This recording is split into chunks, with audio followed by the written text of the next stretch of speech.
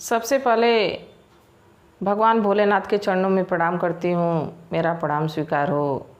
जगजननी माँ गौरा के चरणों में प्रणाम करती हूँ, मेरा प्रणाम स्वीकार हो।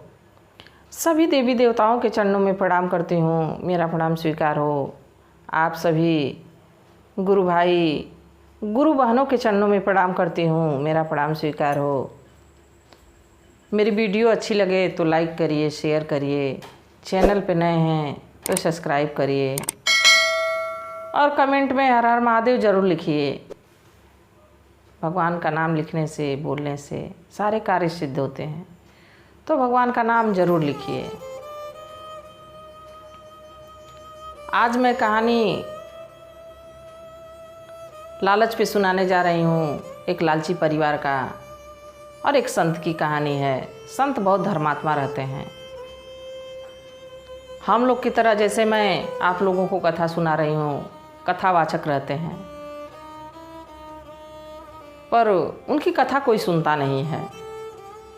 इसी पे है कहानी कि लालच क्या चीज़ होती है, लालच से क्या नुकसान हो जाता है। चाहे लाख करो चतुराई, चाहे लाख करो चतुराई, विधि का लिखा मिट ना जाए। जो आपके जीवन में, जो आपके भाग्य में लिखा है वो कभी मिटेगा नहीं।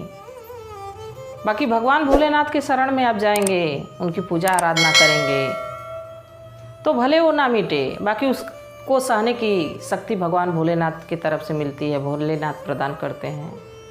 माँ पार्वती सहने की शक्ति देती हैं। तो इसलिए शिव गुरु के शरण में जाइए, उनकी पूजा आराधना करिए। एक गांव में एक संत थे, उनकी पत्नी थी, उनका एक बेटा था। संत तो बहुत धर्मात्मा थे, श्री हरि विष्णु के साधक थे, भगवान भोलेनाथ के साधक थे। वो भगवान के परम भक्त थे और उनका कार्य था कथा बाचना, कथा सुनाना। उसी से जो दो चार पैसे मिलते उससे उनकी रोजी रोटी चलती थी। बाकी उनकी पत्नी बहुत दुराचारी थी। अपने पति को फूटी आंख नहीं देखना चाहती थी। और बेटा भी माँ की तरफ रहता, पिताजी को मान सम्मान नहीं देता। अगर जो एक दिन वो कथा सुनाने नहीं जाते तो ज़ोर ज़ोर से गालियाँ सुनाती, चिल्लाने लगती कि जाओगे नहीं, पैसा कमाओगे नहीं तो घर का खर्च कैसे चलेगा, घर में बैठे रहते हो और खाते रहते हो। बार बार यही बात उनको सुनाती थी और उनकी कथा गांव वाले सुनते नहीं थे। एक कहानी है कि घर की मूली साग बराबर, तो गांव वाले उनकी कथा को सुनते नहीं थे। 3-4 दिन से वो घर ही पे थे। तो एक दिन उनकी पत्नी उन पे बहुत चिल्लाने लगी कि कथा करने जाते नहीं हैं, कुछ लाते नहीं हैं, कैसे घर का काम चलेगा। खूब झगड़ा करने लगती है। तो अपना पुजारी जी, वो संत जी उठते हैं, नहाते धोते हैं, भगवान की पूजा पाठ करते हैं। इसके बाद अपना पोथी पत्रा उठाते हैं और चल देते हैं दूसरे गांव में। दूसरे गांव में जब पहुंचते हैं तो 1 दिन बीता, कोई कहानी नहीं सुना। 2 दिन बीता, कोई कहानी नहीं सुना। 3 दिन बीता। अब उनका मन उब गया कि अपने गांव में तो कोई सुनता नहीं है, यहाँ भी हमारी कहानी कोई नहीं सुन रहा है। वो बड़े थक गए, उदास हो गया मन। प्रभु को याद करते हुए उस गांव से लौट के और अपने गांव वाले रास्ते पे आए तो वहाँ एक पुराना बरगद का पेड़ था। उसी बरगद के पेड़ के पास बैठे, सोचे कि हमारी कथा तो कोई नहीं सुन रहा है, भगवान की कथा अब कोई सुन ही नहीं रहा है, लाओ इस बरगद को ही कथा सुना देता हूँ। तो देखिए, जीव जंतु, पशु पक्षी उनमें भी जीव रहता है, पेड़ पौधों में भी जीव रहता है। अपनी कथा वो आंख बंद किए और सुनाने लगे वहाँ। ये समझ लिए कि हे प्रभु, हे भगवान, आज मैं आपकी कथा सुना रहा हूँ, इस बरगद के पेड़ को ही सुना रहा हूँ। और बरगद के पेड़ की तरफ मुँह करके बैठ गए और कथा शुरू कर दिए, भगवान की चर्चा शुरू कर दिए। तभी उस पेड़ के कोतड़े से एक पुराना सर्प निकल के आया और वहीं बैठ गया और बैठ के कहानी को पूरा सुना। देखिए, भगवान की चर्चा हो रही हो, भगवान का पूजा पाठ हो रहा हो, तो उसको पूरा देख के ही, पूरा सुन के ही जाना चाहिए, नहीं तो भगवान का अपमान होता है। बीच में छोड़ के ना जाना चाहिए, बीच में छोड़ के जाने से भगवान का अपमान होता है। कहीं भी कथा हो रही हो तो बिना प्रसाद लिए घर नहीं जाना चाहिए, भले वहाँ ना जाइए। अगर जो चले गए तो भगवान की चर्चा हो रही है, भगवान का कथा हो रहा है, तो पूरा सुनिए, बिना प्रसाद लिए वापस न जाइए। ये बहुत ज़रूरी है। तो जब कहानी समाप्त हुई और संत जी आँख खोले तो देखे कि वहाँ पे एक सर्प, बहुत विशाल सर्प है, बैठा हुआ है और कहानी को सुन रहा था। और जब कहानी को सुन लिया तो उनको एक मणि दिया, एक मणि उनको उगला और दिया और कहा कथावाचक से कि ये राज किसी को बताइएगा नहीं कि मैं आपको मणि दिया हूँ, और आप रोज आके यहाँ कथा मुझे सुनाइएगा। तो ब्राह्मण देव बड़े खुशी खुशी उस मणि को लेके चले गए घर, पत्नी को दिए, पत्नी बड़ी खुश, बेटा भी बहुत खुश। अब वो संत जी जो हैं रोज़ रोज़ वहीं आते बरगद के पेड़ के पास और वो कथा सुनाते, इसके बदले में नाग देवता एक मणि देते और रोज़ वो घर लेके जाते। अब धीरे धीरे उन लोग का घर बन गया, गाड़ी घोड़ा हो गया, धीरे धीरे संपन्नता आ गई। देखिए, पैसा आता है तो हाव भाव, पहनावा ओढ़ावा, रहन सहन सब बदल जाता है। अब ये चीज़ देख के आस पड़ोस के लोगों को जलन होने लगी। देखिए, इस ज़माने में ऐसे भी लोग हैं कि जितना आपका कुछ बिगड़ रहा होगा उनको बुरा नहीं लगेगा, उतना अगर जो आपका कुछ बन रहा है तो बुरा लगेगा।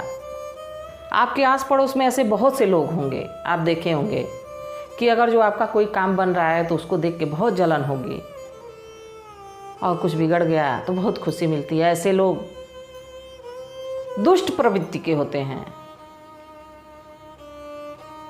वो लोग बहुत दुराचारी होते हैं, उन लोग के मन में हमेशा खुरापात दिमाग में चलता रहता है। ऐसे लोग, ऐसे मनुष्य, उन लोग का जीवन व्यर्थ है।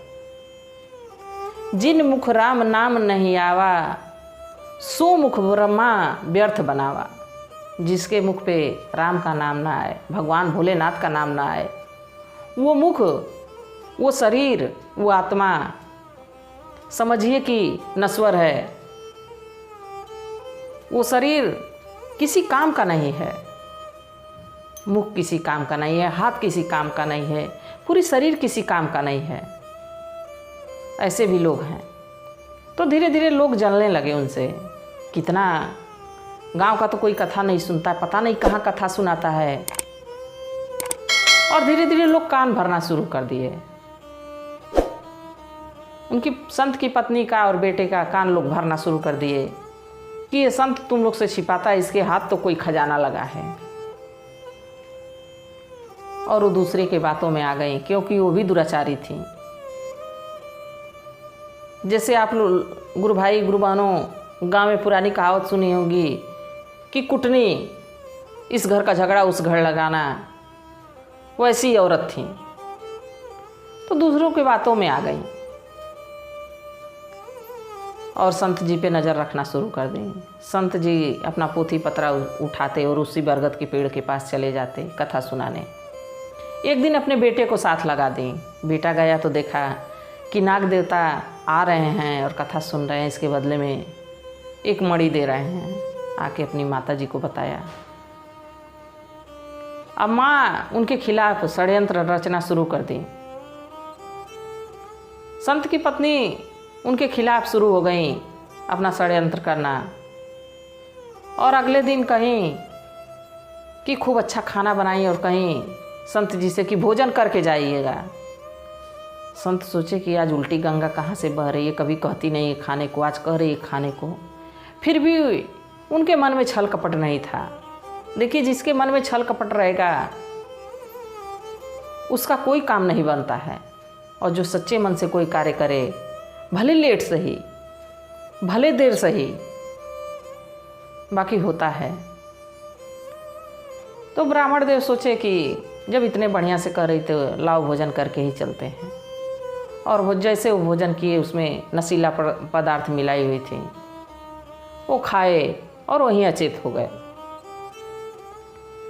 जब संत महाराज अचेत हो गए तो उनकी पत्नी अपने बेटे से कहीं पोथी पत्रा ले लो और जाओ वहीं कहानी सुनाना, और जैसे वो नाग आ जाएगा नाग को मार देना और उसका पूरा खजाना लेके चले आना। देखिए, उनके मन में लालच आ गया। लालच सब कुछ नुकसान कर देती है। मैं अपनी कहानियों में बताती रहती हूँ कि जो लालच किया समझिए एक कदम भी विनाश की तरफ चला गया। किसी से जलन हुई, एक कदम हमारा विनाश की तरफ चला गया। हमारा नुकसान ही होना है, उससे कुछ अच्छा नहीं होना है। तो अपने बेटे को भेज दी। बेटा पोथी पत्रा लिया और उसी बरगद के पेड़ के पास पहुंच गया। बरगद के पेड़ के पास गया और कथा सुनाने लगा। नाग देवता आए, कथा प्रेम पूर्वक सुने। कथा सुनने के बाद एक मणि जैसे वो उगलने के लिए अपना सिर नीचे किए, वैसे उनका बेटा डंडा लिया होता, डंडा चलाया और सर्प देवता की जो है पूंछ पे लगा और सर्प देवता तिल मिलाए और तुरंत उस लड़के को डस लिए, काट लिए और काट के वो अपनी बिल में चले गए मणि को उठा के लेके। लड़का वहीं मर के पड़ा। तुरंत थोड़ी देर में शोर होने लगा, अरे संत जी का बेटा सांप काट लिया, सांप काट लिया। उधर संत को जब होश आया, वो तो अचेत हो गया था। जब उनको होश आया तो भी दौड़े भागे उसी पेड़ के पास पहुँचे। देखे तो बेटा अचेत है। तो महादेव से प्रार्थना करने लगे कि हे महादेव, हे विष्णु जी, मुझसे क्या गलती हो गई कि नाग देवता मेरे बेटे को काट लिए। तभी उस बरगद के पेड़ से नाग देवता आवाज़ लगाए कि तुम्हारे बेटे से बहुत बड़ी गलती हुई है। ये मेरी पूंछ को मार के चोटीला कर दिया है, उसमें चोट लग गई है, मैं चल नहीं पा रहा हूँ, मुझे बहुत दर्द हो रहा है। इसीलिए तुम्हारा बेटा मर गया। उसके मन में लालच आ गया था। तो महादेव से बहुत प्रार्थना किए, विष्णु भगवान से बहुत प्रार्थना किए, नाग देवता को बहुत मनाए कि हे नाग देवता, मेरा पुत्र अनजान था, इसको क्षमा करिए और जो भी इससे गलती हुई है उसको आप क्षमा करिए और इसको जीवन दान दीजिए। तो उनके निवेदन पे नाग देवता निकले और अपनी विष खींचे और लड़का जी उठा।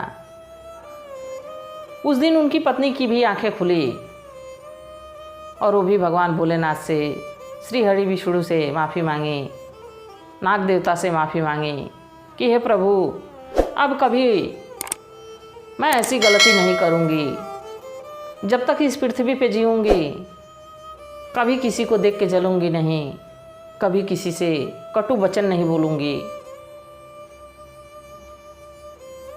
और हमेशा पूजा पाठ करूँगी, दान पुण्य करूँगी।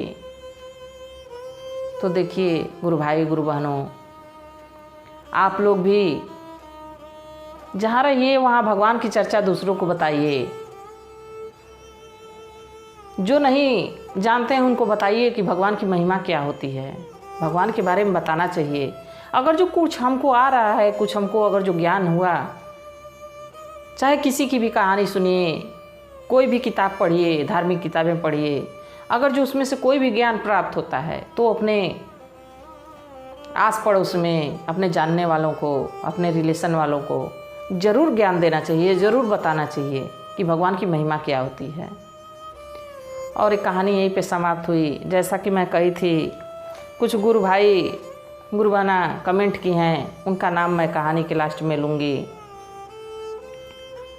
राधिका देवी जी, हर हर महादेव, आप कमेंट किए, इसके लिए बहुत बहुत धन्यवाद। भगवान भोलेनाथ करें कि जहाँ रहें वहाँ भगवान भोलेनाथ का आशीर्वाद, उनकी दया आप पे बरसती रहे, आपका पूरा परिवार सुखी रहे। यही मैं भगवान भोलेनाथ से कामना करती हूँ कि हे भोलेनाथ, इनका परिवार ये जहाँ भी रहें वहाँ खुश रहें। और दूसरा नाम है बबीता कुमारी गुरु बहना, बहुत बहुत धन्यवाद। महादेव का नाम लिखी। भगवान भोलेनाथ करें कि जिस क्षेत्र में रहें, जहाँ रहें वहाँ आप खुश रहें, आपके परिवार में सब खुश रहे, आपके माता पिता स्वस्थ रहें। भगवान भोलेनाथ की कृपा आप पे बनी रहे। और तीसरा नाम है सुमन कुमारी, बहुत बहुत धन्यवाद सुमन जी, बहुत बहुत धन्यवाद महादेव का नाम लिखने के लिए। भगवान भोलेनाथ करें कि आप जहाँ रहें वहाँ खुश रहें, आपका पूरा परिवार खुश रहे, धन संपत्ति आपके घर में बनी रहे। इसी कामना के साथ अंजलि शर्मा, अंजलि जी, हर हर महादेव, बहुत बहुत धन्यवाद, आप महादेव का नाम लिखी। भगवान भोलेनाथ करें कि उनकी दया आप पे हमेशा बरसती रहे, आपके परिवार पे बरसती रहे, जहाँ रहें वहाँ सुखी रहें। और कमलेश्वर पंडित गुरु भैया, हर हर महादेव, आप कमेंट किए, इसके लिए बहुत बहुत धन्यवाद। भगवान भोलेनाथ करें कि आप जहाँ रहें वहाँ खुश रहें, आपका परिवार स्वस्थ रहे। मैं भोलेनाथ से प्रार्थना करूँगी कि हे भोलेनाथ, इनके पूरे परिवार पे अपनी दया दृष्टि बनाए रहिएगा, दया की वर्षा करिएगा। और जिस क्षेत्र में रहें वहाँ ये खुश रहें, आगे बढ़ें। पूजा यादव, पूजा गुरु बहना, बहुत बहुत धन्यवाद। शिव गुरु करें कि आप जिस काम को सोचें वो काम हो जाएं, आपके परिवार पे, आप पे उनकी दया हमेशा बरसती रहे, सदा आशीर्वाद उनका आप पे बना रहे। और एक गुरु बहना है, माँ की बेटी, भगवान भोलेनाथ करें कि आपके परिवार पे, आप पे उनकी दया बरसती रहे। शिव गुरु का महिमा ऐसे आप गाती रहें, उनका नाम लिखती रहें, आप स्वस्थ रहें, जहाँ भी रहें वहाँ खुश रहें। इसी के साथ हर हर महादेव।